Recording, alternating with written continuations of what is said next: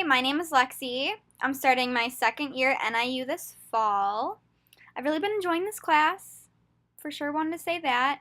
My project captures the class as a whole for me, except it can be broken down into more specific examples, and I'm going to do that in this video as well. So, as you can see, this is my little mushroom house. The slides, they just kind of go on a loop. I have a video in there too.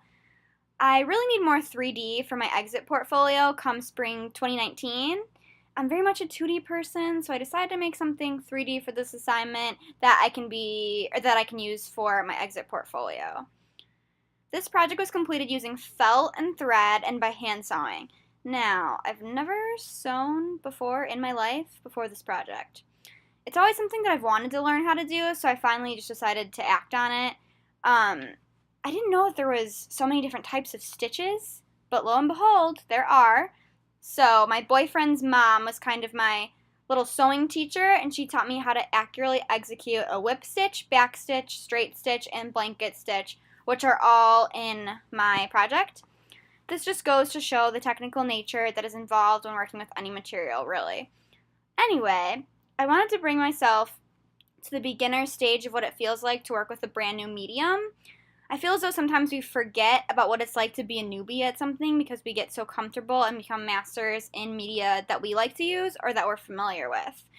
As a teacher, I'm going to be introducing my students to new media and artistic procedures all the time. So I want to put myself in the shoes of someone who is being completely introduced to a new task and new media, especially for students with disabilities.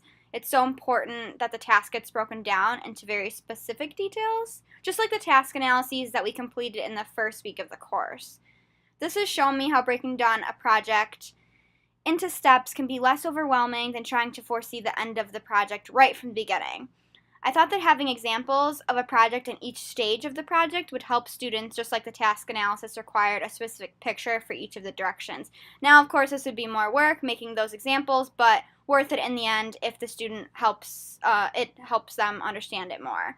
In general, having appropriate and logical steps for a student to complete a project would be useful and practical for sure. This made me think of the article about the students with autism that we read. They had clipboards of activities that they would check off throughout the day. Having a similar method of checking off steps in a process might be helpful for them. So, since I was like a total beginner with sewing, like never have done it before in my life, I was looking things up online, little house structures, things. Of course, I did make this one my own. I added my own flair, colors, all my choice, that sort of a thing.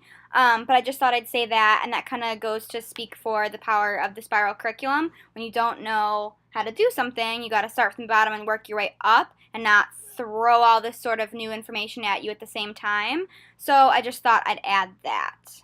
Okay, anyway, back to more of the project itself. I decided to use felt for this sewing project because felt is a rather unorthodox material, and sewing is a rather unorthodox process in the artistic world these days.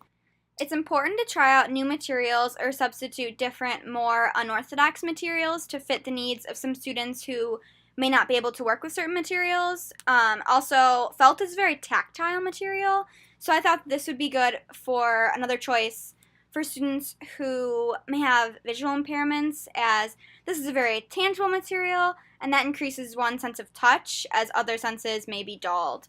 Felt is also a very, very forgiving material. It can be stretched a bit and pinched to take a bit of a different form, which may help in certain processes. I learned through this experience that sewing in general is a very merciful process. If you make a mistake, you can just take that thread out and begin again in that same area. This I thought would be good for students who may get discouraged easily by media and processes that require like more of a one-time shot.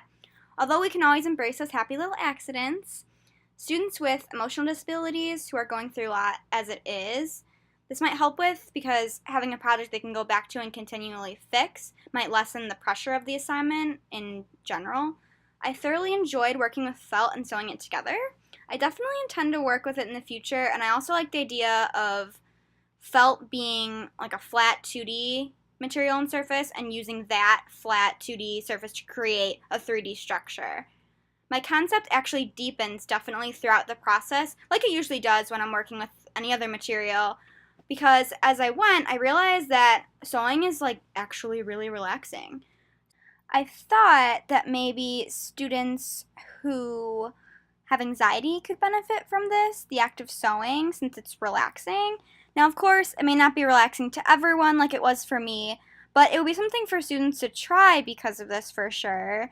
Not to mention sewing's repetitive nature. From the Dunn Snow and D'Amelio article titled How Teachers Can as a therapeutic that we read in the art education and art therapy unit, the article states it is educationally and psychologically beneficial for students with special needs to be given as few directions as possible when they are mastering new information. Again, a task analysis would be helpful to simplify this process. Either way, there's not much you really have to remember with sewing after you learn the base of what you're doing. The repetitiveness could help students who have a TBI, traumatic brain injury, as their memory could be compromised. And no matter what, repeating anything strengthens one's ability to recall information. So this repetitive procedure would help really any student with that. In general, sewing is a life skill, and I don't think that it's taught enough. Home ec really doesn't exist much in schools, at least it definitely didn't in mine. And I don't think sewing is really recognized in art classes like that, like it could be. I think it deserves a little bit more attention. It also teaches patience, which, because it is a rather slow process sometimes, patience is never a bad thing for students to learn. All in all, I really enjoyed making this project, and I can't wait to sew more. I'm already looking on Amazon for some little sewing kits. Have them in my cart. Gotta wait till I get paid next. But yeah, so I'm excited to sew more. And yeah, I really enjoyed this class. Anyway, thanks for watching. Bye!